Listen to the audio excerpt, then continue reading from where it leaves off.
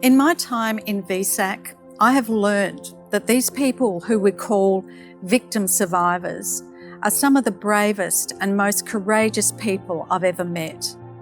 They bring their experiences, their trauma, and their expertise to family violence reform in a way that ensures positive change.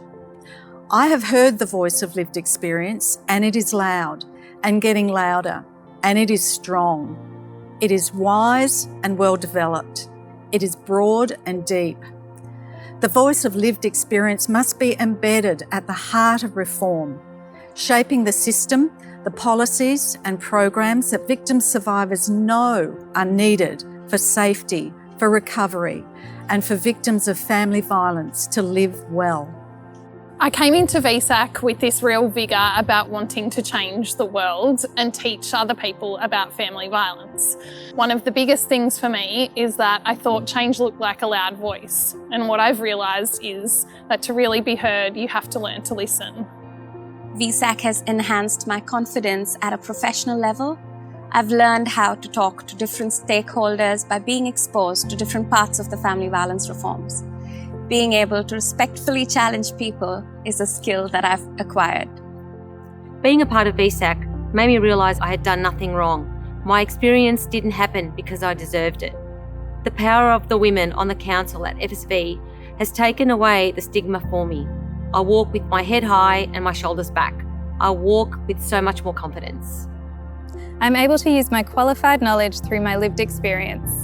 I feel heard and supported by my colleagues. We are a diverse group and don't always agree, but share with honesty and listen with respect.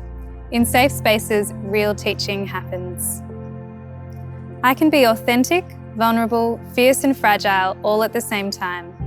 The work is hard but equally rewarding.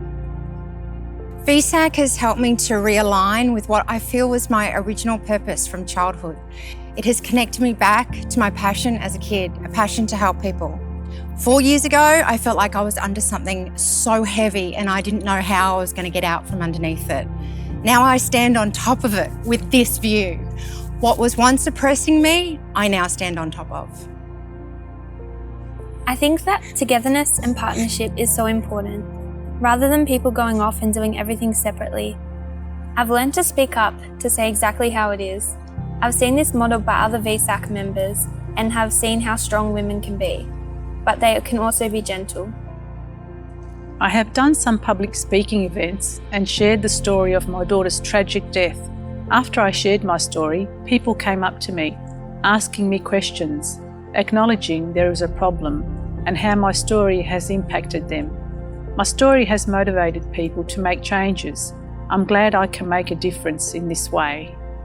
I feel more motivated and encouraged in my ability to become a social worker after being a part of VSAC.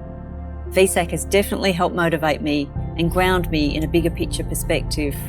I feel more confident in my ability as a disability advocate, and I've had a lot of success stories and wins, both in my individual advocacy and systemic advocacy work, which are so rewarding, both personally and professionally. The more events that I speak at, the more young people are reaching out to me. I think people are starting to have or want to have those conversations, and it's not only a cultural shift that I'm starting to see, but I also have seen the impacts that I'm having on young people, and it's been so moving and meaningful for me as an advocate. I've learned a lot from the other council members about elder, youth and LGBTIQ issues. Now I have a greater understanding from other perspectives. When I speak now, I don't just speak from an Aboriginal perspective, but from other perspectives. I've learnt from the other members so much. I'm willing to learn. Don't think because I'm 56 that I'm not willing to learn.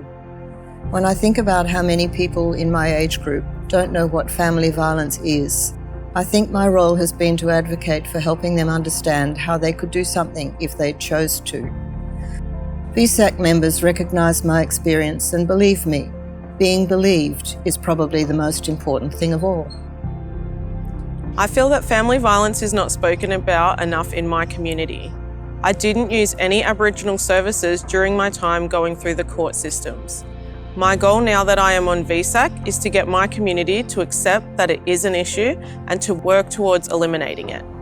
I've found a lot of purpose through being on VSAC. Through sharing my lived experience, I've turned my traumatic past into an experience that helps shape law reform.